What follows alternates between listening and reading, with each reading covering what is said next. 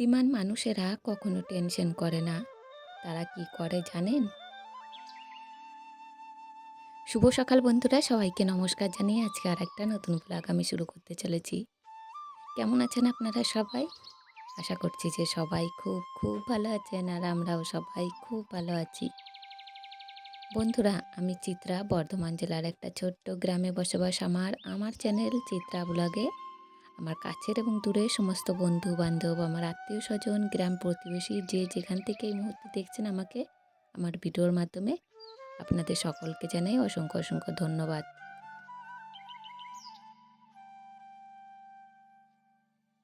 আজকে সকালবেলা মেয়েকে দিতে গেলাম একটু টিউশনিতে, তার সঙ্গে আপনাদের সাথে একটু গ্রামটাও শেয়ার করলাম, আমাদের রাস্তাঘাটটা কেমন সেটাও আপনারা দেখলেন। তো বন্ধুরা, চলুন আজকেও কিছু কাজটা শুরু করি। এই যে সকালবেলা মেয়েকে দিয়ে এসে একটু চা করতে বসলাম, আর মেয়ে একটু বিস্কুট খেয়ে গেছে টিউশনে পড়তে। তো ভাবলাম যে দেরি হয়ে যাবে, ওকে আগে দিয়ে আসি, তারপর আমি খাবো। তো আমি এই যে একটু চা করে নিলাম, তারপর একটু বসে চা খাবো, আর এই টাইমটাই একটু সারাদিনের চিন্তা কখন কি করব। তো চলুন আজকে ওই কাজবাজ শুরু করি, আর আপনাদের সাথে কয়েকটা কথা শেয়ার করি। আশা করছি যে আজকের ভিডিওটাও আপনাদের কাছে অনেকটা ভালো লাগবে। প্রতিদিনের মতো আজকেও আপনাদের কাছে একটাই অনুরোধ রাখবো বন্ধুরা, প্লিজ প্রথম থেকে শেষ পর্যন্ত ভিডিওটা স্কিপ না করে আপনারা দেখে যাবেন এবং আমাকে অনেকটা সাপোর্ট করবেন। আপনাদের ভালোবাসা একান্তই দরকার আমাকে এগিয়ে যাওয়ার জন্য। আর আমার যে বন্ধুরা আমাকে অলরেডি সাবস্ক্রাইব করে রেখে দিয়েছেন, আমাকে সাপোর্ট করছেন প্রথম থেকে, আপনাদেরও জানাই অসংখ্য অসংখ্য ধন্যবাদ এবং অনেকটা ভালোবাসা। আমার যদি কোনো নতুন বন্ধু আজকে এসে থাকেন, প্লিজ চ্যানেলটা সাবস্ক্রাইব করে দিয়ে আমার পাশে থাকবেন। আর আমার ভিডিওতে আসার জন্য আপনাদের অসংখ্য অসংখ্য ধন্যবাদ জানাই। কোনো এক মহান ব্যক্তি বলেছিলেন যে আমরা সেখানে গিয়েই হেরে যাই যেখান থেকে আর একটু গেলে হয়তোবা সফল হয়ে যেতাম, হয়তোবা সুখী হয়ে যেতাম। আজ কথা বলবো এমন একটা বিষয় নিয়ে যেটা তোমার জন্য খুবই প্রয়োজনীয়। আজ কথা বলবো এমন একটা বিষয় নিয়ে যেটার উপরে তুমি যদি নিজের আয়ত্তে আনতে পারো, তাহলে হয়তোবা তোমার জীবনে দুঃখের মাত্রা অনেকাংশই কমে যাবে। তোমার জীবনে দুশ্চিন্তার মাত্রা অনেকাংশেই হ্রাস পাবে। দেখো, একজন মানুষ জীবনের বিভিন্ন পর্যায়ে বিভিন্ন সমস্যার সম্মুখীন হয়, এবং এই সমস্যাগুলো তার দুশ্চিন্তা, তার টেনশন, তার মন খারাপের কারণ হয়, তার হতাশার কারণ হয়। আর এমনটা নয় যে আমরা জানি না যে এগুলো আমাদের সমস্যার সমাধান নয়। আমরা প্রত্যেকেই জানি যে দুশ্চিন্তা কোনো সমস্যার সমাধান নয়, টেনশন কোনো সমস্যা আর সমাধান নয়, মন খারাপ করে কোনো লাভ নেই। আমরা প্রত্যেকেই জানি। তবে সত্যি বলতে, আমাদের জীবনে এমনও কিছু সময় আসে যখন ধৈর্য ধরাটা অনেক বেশি গুরুত্বপূর্ণ, অনেক বেশি প্রয়োজনীয়। একটা বিষয় তোমাকে আমি স্পষ্ট করতে চাই, উপরওয়ালা আমাদেরকে বিভিন্নভাবে পরীক্ষা নেন। কখনো কাউকে কিছু দিয়ে, তো কখনো কারোর থেকে কিছু নিয়ে আমাদেরকে পরীক্ষা নেন যে আমরা কতটা ধৈর্যশীল, আমাদের ধৈর্য ধারণ করার ক্ষমতা কতটা। তোমার আমার জীবনের কিছু জিনিস তিনি ইচ্ছা করেই পিছিয়ে দেন, আবার কিছু জিনিস ইচ্ছা করেই এগিয়ে দেন। আর এটা বারবার প্রমাণ করে দেন যে মানব জীবনে আনস্ক্রিপ্টেড, এখানে সব কিছু তোমার আমার পরিকল্পনা অনুযায়ী হবে না। তিনি হয়তোবা বোঝাতে চান যে জীবনে সব কিছু তুমি সবসময় তোমার মতো পাবে না। কিছু জিনিস জীবনে আগে আসবে, কিছু জিনিস পিছিয়ে যাবে। কিছু জিনিস সহজে পাবে, তো কিছু জিনিস পেতে দেরি হবে।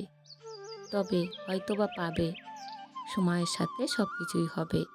একটু হয়তোবা সময় লাগবে, আর সেই সময়ের অপেক্ষা করার জন্য তোমার ধৈর্যের প্রয়োজন পড়বে। তাই ধৈর্যশীল হওয়াটা গুরুত্বপূর্ণ। ধৈর্যশীল হওয়াটা গুরুত্বপূর্ণ, কারণ সময় পরিবর্তনশীল, পরিস্থিতি পরিবর্তনশীল। আজকের দিনটাও পরিবর্তন হবে, সে দিনটাও আসবে যে দিনটা তুমি অপেক্ষায়, শুধু ধৈর্য ধরতে হবে। জানো, এই পৃথিবীর অনেকে নিজের ক্ষমতার ব্যাখ্যা দিতে চায়। অনেকে অনেকভাবে প্রমাণ করতে চায় যে দেখো আমি কতটা ক্ষমতার অধিকারী। কিন্তু সত্যি বলতে ক্ষমতার জিনিসটাও একটু ভিন্ন। আমরা কোনটাকে ক্ষমতা ভাবছি? শারীরিক ক্ষমতা? হ্যাঁ, ওটাও একটা ক্ষমতা। কিন্তু এটা আসল ক্ষমতা নয়। আসল ক্ষমতা তো এটা যে যখন তোমার পরিস্থিতি তোমার অনুকূলে নয়, যখন জীবনে সমস্ত কিছু তোমার ইচ্ছামতো হচ্ছে না, যখন তুমি দ্রুত কিছু পাচ্ছ না, যখন তোমার মনের মতো কিছু হচ্ছে না, যখন তোমার আশেপাশের মানুষগুলো তোমাকে বলেছে যে তোমার দ্বারা হবে না, তখন নিজের উপরে বিশ্বাস রাখো এবং ধৈর্য ধরো। সেটাই হচ্ছে ক্ষমতা। যে ক্ষমতার অধিকারী সবাই হতে পারে না, কারণ ধৈর্য শব্দটা যতটা ছোট, এই শব্দের উপরে নিজেকে বেঁধে রাখা অতটাও সহজ নয়। আর সহজ নয় বলেই হয়তোবা এর পুরস্কারটা অনেক বড়, অনেক বেশি, অনেক উত্তম। আমি দেখেছি, আমি এমন অনেক মানুষকে দেখেছি যাদের জীবনের গুরুত্বটা অতটা সুন্দর ছিল না, কিন্তু একটা সময় পরে তাদের জীবনটা সুন্দর হয়েছে।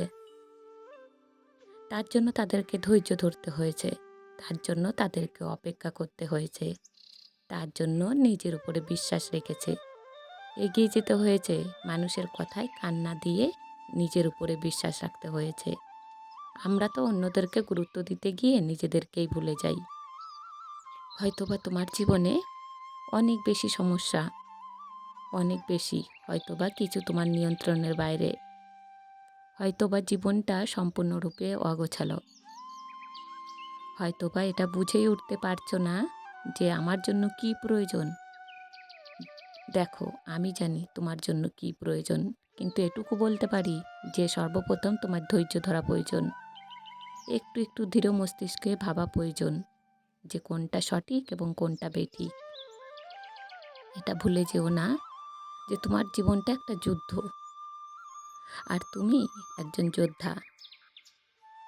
আর কোনো যোদ্ধার যুদ্ধক্ষেত্র থেকে পালিয়ে যাওয়া কোনোভাবেই গ্রহণযোগ্য হতে পারে না। তোমার আমার ক্ষেত্রেও এর ব্যতিক্রম কিছু নয়। যখন জীবন নিয়ে তুমি অনেক বেশি হতাশ, তখন তোমাকে আমি বলতে চাই, তোমাকে আমি বিশ্বাস জোগাতে চাই, এটা বলে যে আমি এই পৃথিবীতে চোখের পলকে মানুষের জীবন পরিবর্তন হতে দেখেছি। অনেক ধনীকে গরিব আর অনেক গরিবকে ধনী হতে দেখেছি। অনেক অহংকারকে পতন দেখেছি। অনেক বিফলতার কাহিনীকে মোটিভেশনাল স্টোরি হিসেবে শুনেছি। আর আমি তাদেরকেই জীবনে সবথেকে বড় কিছু করতে দেখেছি, যাদের উপরে মানুষ বিশ্বাস রাখত না, যাদেরকে মানুষ বলতো যে তোমার দ্বারা কিছু হবে না। আমি চোখের পলকে মানুষের জীবন পরিবর্তন হতে দেখেছি। আর সবথেকে বড় বিষয়, আমি ধৈর্যশীল ব্যক্তিকে উত্তম পুরস্কারে পুরস্কৃত হতে দেখেছি। আমি অনেক জীবন পরিবর্তনের সাক্ষী হয়েছি। বিশ্বাস করো, এ পৃথিবীতে এমন হাজারো এক্সাম্পল আছে, এমন হাজারো যাদের জীবনটা সত্যি খুব খারাপ সময়ের মধ্যে দিয়ে অতিবাহিত হয়েছে, কিন্তু তাদের জীবনেও পরিবর্তন এসেছে যখন তারা সমাধান হিসাবে ধৈর্যকেই বেছে নিয়েছে। কারণ সত্যি বলতে ধৈর্যের কোনো বিকল্প নেই। কঠিন পরিস্থিতিতে একজন মানুষের জীবনের সবথেকে প্রয়োজনীয় জিনিস হচ্ছে ধৈর্য। এই ধৈর্যই তোমাকে সফল বানাবে, এই ধৈর্যই তোমাকে সুখী বানাবে, এই ধৈর্যই তোমার জীবনের ঘাটতি পূরণ করার ক্ষমতা রাখে, এই ধৈর্যই তোমার জীবনে পরিবর্তন করার ক্ষমতা রাখে। আমরা এটা তো জানি যে আমরা পরিস্থিতির শিকার, কিন্তু আমরা এটা কেন ভুলে যাই যে পরিস্থিতি যখন খারাপ হবে তখন ধৈর্য ধরাটা গুরুত্বপূর্ণ, ধৈর্য ধরাটা অপরিহার্য। এটা কেন ভুলে যাই? আমি অনেককে দেখেছি অনেক নেগেটিভ চিন্তা করতে, আমি অনেককে দেখেছি অনেক সহজে হার মেনে নিতে, কিন্তু তাদেরকে উদ্দেশ্য করে বলতে চাই, তুমি অতটাও দুর্বল নও যতটা তুমি নিজেকে ভাবো।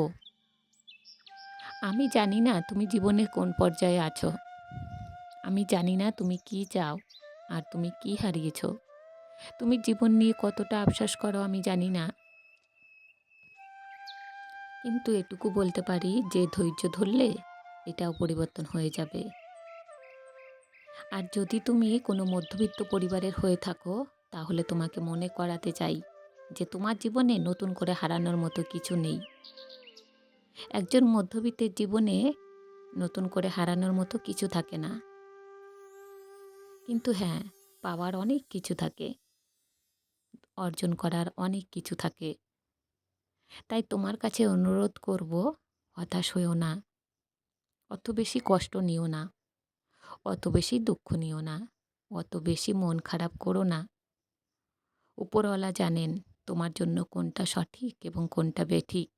উপরওয়ালাই জানেন তোমার জন্য কোনটা সঠিক সময় এবং কোনটা উপযুক্ত নয়। কিন্তু তুমি হয়তোবা বুঝতে পারছো না যে তোমার ধৈর্য ধরাটা কতটা গুরুত্বপূর্ণ। তোমার নিজের উপরে বিশ্বাস রাখাটা কতটা প্রয়োজনীয়। তোমার আত্মবিশ্বাস হওয়াটা কতটা প্রয়োজনীয়। আর একটা কথা আমি বারবার বলে থাকি যে মানুষের জীবন খারাপ হয় না, সময় খারাপ হয়। তোমার সময়টা খারাপ, জীবনটা নয়। আর সময় পরিবর্তনশীল। নিঃসন্দেহে সময় পরিবর্তনশীল। আজকের দিনটা পরিবর্তন হবে না, এই নিশ্চয়তা তোমাকে তো উপরওয়ালা দেয় না। তাহলে কেন হতাশ হবে? কেন হেরে যাবে? কেন হার মেনে নেবে? কেন ধৈর্য ধরা ছেড়ে দেবে?